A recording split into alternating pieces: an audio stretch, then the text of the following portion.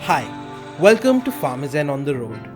Join us as we travel around the country and meet some amazing natural and organic farmers. Hear their stories, see their farms in some of the most stunning locations.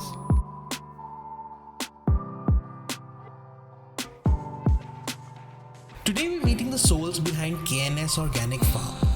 And the reason we're telling this story is because of the efforts of two distant cousins who shared a common passion and are taking forward a grassroots organic farming movement that started in the late 80s.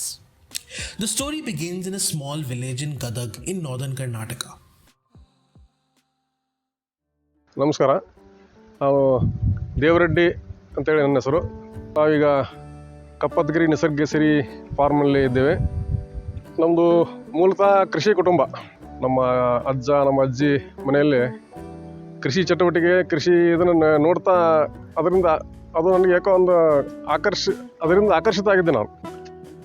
ನನಗೆ ಮೊದಲು ಪ್ರಾರಂಭಿಕ ಹಂತದೊಳಗೆ ನನಗೆ ರಾಸಾಯನಿಕ ಕೃಷಿ ಮಾಡಿದ್ದು ಅನುಭವ ಇದೆ.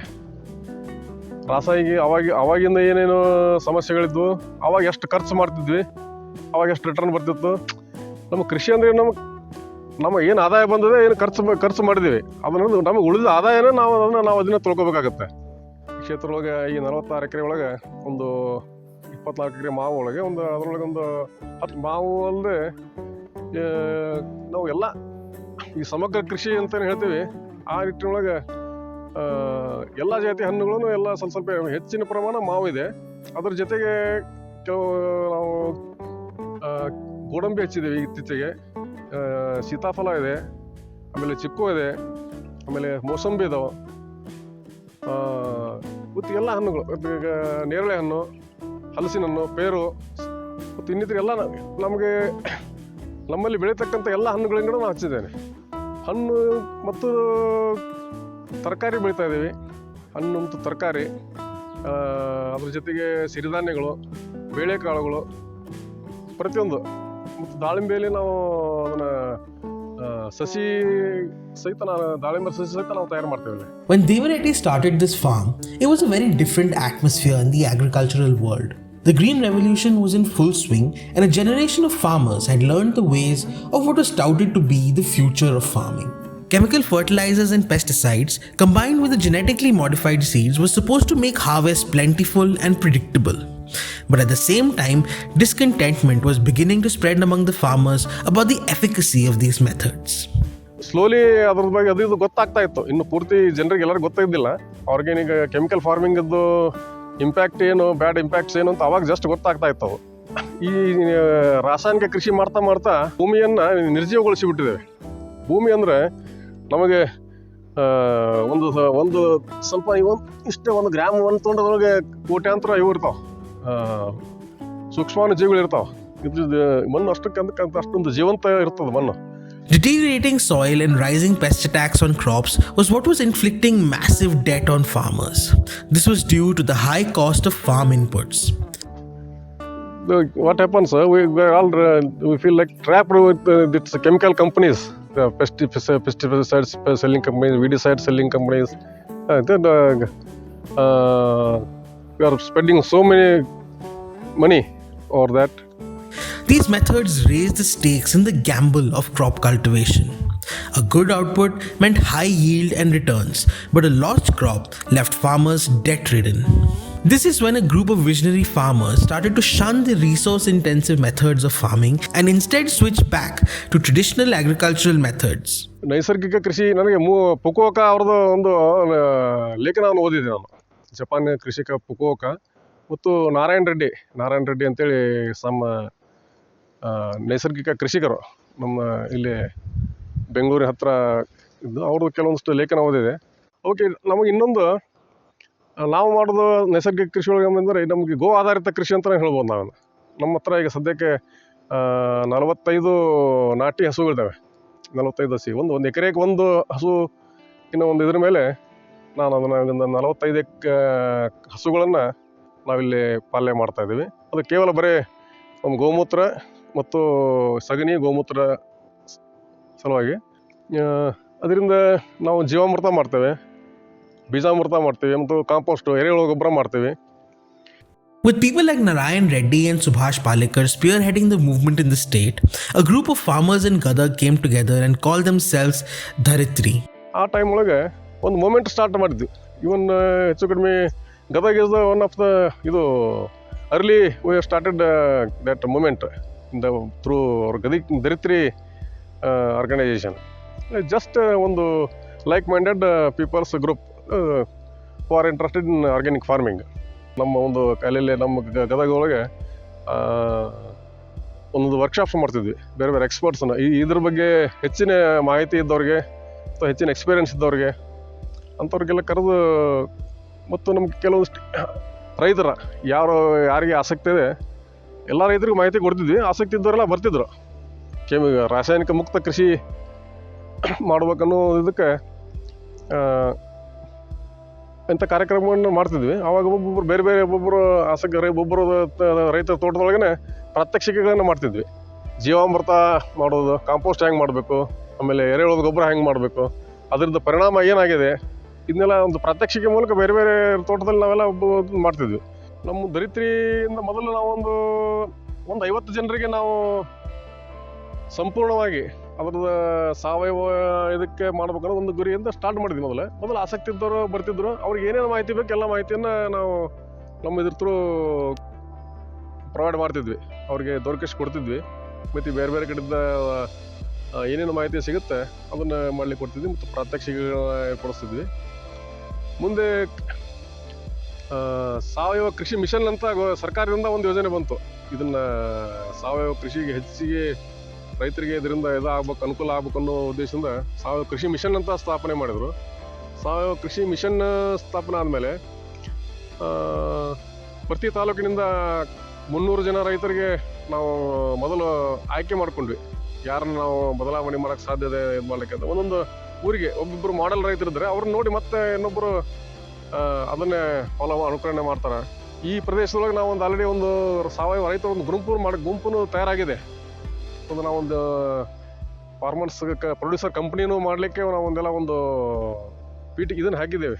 We are producing so many fruits and vegetables and food grains, millets, but we have faced a lot of difficulties in proper marketing. So many foods ನಾವು ವೇಸ್ಟ್ ಆಗ್ತಿದ್ವು. ಇಲ್ಲೇ ಎಷ್ಟೋ ಇದು ವೇಸ್ಟ್ ಆಗ್ತಿತ್ತು, ತರಕಾರಿಗಳು ವೇಸ್ಟ್ ಆಗ್ತಿತ್ತು.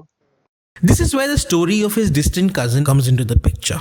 I am Maltesh Gaudar. I am from Dharwad. I basically belong to North Karnataka. I am a textile engineer working with private retail companies. I always had interest and lean towards farming, and circumstances somehow made me get into farming. As I was very fascinated about sustainable living, I was also part of a charitable trust where we wanted to work on rural development. So all this married together and situation only took me towards farming, and I started working with farmers. And in between, one of my own sister told me that our own cousin brother is into organic farming. Why don't you talk to him directly, meet him once? And once it happened so that I suddenly called him, and the same day he was going to farm, he invited me to farm. I didn't have time, but I thought let's just go look around the farm and come. And that was the day I completely the day I visited the farm, I saw the things what he is doing. I listened to his story, and I was completely motivated. And then I took I'm struggling working with so many different people whom I don't know, but this man has actually put his hardship. It could be time, efforts, and everything. And he's not just entered, and he's not a casual person. He's seriously into it. And the day by day, as I understood his business, he was struggling a lot in order to run the entire show. It could be farming activities, it could be sales and marketing, and people management, everything. So then I decided, so instead of running behind unknown person, let's together start helping each other and make something more meaningful. Social media ಇದಕ್ಕೂ ನಾವು thanks ಹೇಳ್ಬೇಕು. ಯಾಕಂದರೆ ಇದರಿಂದ ನಮಗೆ ಸಾಕಷ್ಟು help ಆಗಿದಾವೆ. ನಾನು ನಮ್ಮ ತೋಟದ ಕೆಲವೊಂದಷ್ಟು ಚಟುವಟಿಕೆಗಳನ್ನು ನಾವು ನಮ್ಮದು ಫೇಸ್ಬುಕ್ಕಲ್ಲಿ ನಾವು ಇದನ್ನು ಮಾಡಿದಾಗ ನಮ್ಮ ಬ್ರದರು ಅವರು ಬೆಂಗಳೂರಲ್ಲಿ ಯಾವುದೋ ಕಂಪ್ನಿ ಒಳಗೆ ಅವರು ಕೆಲಸ ಮಾಡ್ತಿದ್ರು. ಈ ಕೋವಿಡ್ ಇದ್ರ ಪರಿಸ್ಥಿತಿ ಒಳಗೆ ಏನು ಪರಿಸ್ಥಿತಿ ಅಂತ ಅವ್ರಿಗೆಲ್ಲರಿಗೂ ಅದರ ಅನುಭವ ಆಗಿತ್ತು ಆಲ್ರೆಡಿ. ಫೇಸ್ಬುಕ್ ಒಳಗೆ ನಾವು ಆರ್ಗ್ಯಾನಿಕ್ ಮಾಡ್ತಾ ಇರೋದು ಅವ್ರಿಗೆ ಅದ್ರ ಮುಖಾಂತರ ಅವ್ರಿಗೆ ಗೊತ್ತಾದಾಗ ಅವ್ರು ಏನಾದರೂ ನಾವು ಅವ್ರಿಗೊಂದು ಹೆಲ್ಪ್ ಮಾಡ್ಬೇಕನ್ನೋ ಒಂದು ಅವ್ರಿಗೆ ವಿಚಾರ ಅವ್ರ ಮನಸ್ಸಿನಲ್ಲಿ ಬಂದಾಗ ಅವ್ರನ್ನ ಇಮಿಡಿಯೇಟ್ ಕಾಂಟ್ಯಾಕ್ಟ್ ಮಾಡಿ ನಾವು ಹಿಂಗೆ ಒಂದು ನಿಮ್ಮ ಮಾರ್ಕೆಟಿಂಗ್ ಮಾಡೋಣ, ಅಲ್ಲಿ ನಮ್ಮ ಸಿಟಿ ಒಳಗೆ ಜನರಿಗೂ ಅದು ಹೆಲ್ಪ್ ಆಗುತ್ತೆ, ನಿಮಗೂ ಹೆಲ್ಪ್ ಆಗುತ್ತೆ ಅಂತೇಳಿ ಒಂದು ಆಲ್ರೆಡಿ ಅವರು ಒಂದು ಒಳ್ಳೆ ದೊಡ್ಡ ಕಂಪ್ನಿ ಒಳಗೆ ಅವ್ರದಕ್ಕೆ ಮಾಡ್ತಾ ಇದ್ದಾರೆ. ಅವ್ರಿಗೂ ಒಂದೇನೋ ಇದ್ರೊಳಗೆ ನಮಗೂ ಹೆಲ್ಪ್ ಮಾಡ್ಬೇಕು ಅನ್ನೋ ಒಂದು ಇದು ಅವ್ರಿಗೆ ಮೊದಲಿಂದನೂ ಒಂದು ಇತ್ತು. ಇದು ಅವರೊಂದು ಕಂಪ್ನಿ ಪ್ರಾರಂಭ ಮಾಡಿದರು, ಟ್ರಿಂಚ್ ಆಗ್ರೋ ಅಂತೇಳಿ. ಅದ್ರ ಥ್ರೂ ಈ ನಮ್ಮದೇನು ಅವ್ರಿಗೆ ನಮ್ಮ ಮೇಲೆ ನಂಬಿಕೆ ಭಾಳ, ಅವರು ಅವ್ರಿಗೆ ಪ್ರಾಮಾಣಿಕವಾಗಿ ಜೆನ್ಯೂನ್ ಆಗಿ ಬೆಳೀತಾ ಇದ್ದಾರೆ. ಅದಕ್ಕೊಂದು ಪ್ರಾಪರಾಗಿ ಇದನ್ನು ಕೊಡಬೇಕು ಅಂತೇಳಿ ಅದೊಂದು ಕಂಪ್ನಿ ಇಮಿಡಿಯೇಟ್ ತಕ್ಷಣ ಅವರು ಕಾರ್ಯಪ್ರವೃತ್ತರಾಗಿ ಒಂದು ಟ್ರಿಂಚ್ ಅಂತ ಕಂಪ್ನಿ ಮಾಡಿದರು. ಕಂಪ್ನಿ ಮಾಡಿ ಅದ್ರ ಥ್ರೂ ವೆಬ್ಸೈಟ್ ಮಾಡಿದರು, ಒಂದು ಮಾರ್ಕೆಟಿಂಗ್ ಅದು ಆನ್ಲೈನ್ ಆರ್ಡ್ರ್ ತೊಗೊಳ್ಳೋದು, ಪ್ಲಸ್ ನಮ್ಮ ಕಡೆಯಿಂದ ಅದನ್ನು ಬಲ್ಕಾಗಿ ತೊಗೊಂಡು ಅಲ್ಲಿ ಮತ್ತು ಅದಕ್ಕೆ ಒಂದು ಮತ್ತು ಅವ್ರದ್ದೇ ಆದ ಒಂದು ವ್ಯವಸ್ಥೆ ಮಾಡಿ ಅದನ್ನು ಪ್ಯಾಕ್ ಮಾಡಿ ಅಲ್ಲಿ ಸಿಟಿ ಒಳಗೆ ಕೊಟ್ಟು ನಮಗೊಂದು ಒಳ್ಳೆಯ ದರ ಸಿಗುವಂಗೆ ಒಂದು ವ್ಯವಸ್ಥೆನ ಮಾಡಿದರು. ಅದಕ್ಕೆ ಅದು ನಮಗೆ ನಮ್ಮಂಥ ಇಲ್ಲಿ ರೈತರಿಗೆ ಭಾಳ ಹೆಲ್ಪ್ ಆಯಿತು. ಮತ್ತು ನಮ್ಮ ಸುತ್ತಮುತ್ತ ಕೆಲವೊಂದು ಜನರ ರೈತರು ಈಗ ಈ ಥರ ಮಾರ್ಕೆಟಿಂಗ್ ವ್ಯವಸ್ಥೆ ಐತಂದರೆ ನಾವು ಆರ್ಗ್ಯಾನಿಕ್ ಆಗಿ ಮಾಡ್ತೀವಿ ಅಂತ ಎಷ್ಟೋ ಜನ ಮುಂದೆ ಬಂದಿದ್ದಾರೆ. If we are able to educate farm owners, farmers on how things actually happen in urban lifestyle, how we have to catch the phase. If we are not able to fulfill certain things in a particular time, then that opportunity is lost.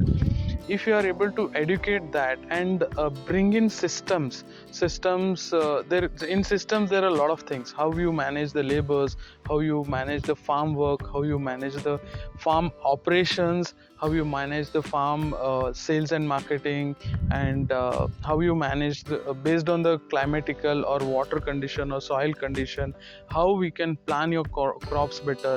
That will also help in improving a particular farm's economy. Consumer orders directly come to the farm, and then farm will only harvest as per the requirement, pack it and deliver it to this thing. So there is a huge supply chain cost and the process which is getting eliminated, and with this kind of vision we are working. So we want to cut short all the supply chain unnecessary cost and make organic food affordable to the end consumers. A lot of Indian customers have that mentality, when organic means it's expensive and we can't afford it, it's not our budget. So if you are able to make organic food affordable, then it's the simplest solution to increase the organic landscape. And when it becomes an economy, farmers believe in that, consumers believe in that, and sustainable farming, sustainable business. So we are trying to make a sustainable business with backing by sustainable farming. Farmers works towards building this ecosystem, connecting farmers and consumers now more seamlessly. All produce comes from trusted organic farmers around the country and are free of any chemical pesticides, herbicides, weedicides, fertilizers, or artificial ripeners. Click the link in the description below to download the app and find out more about what we do.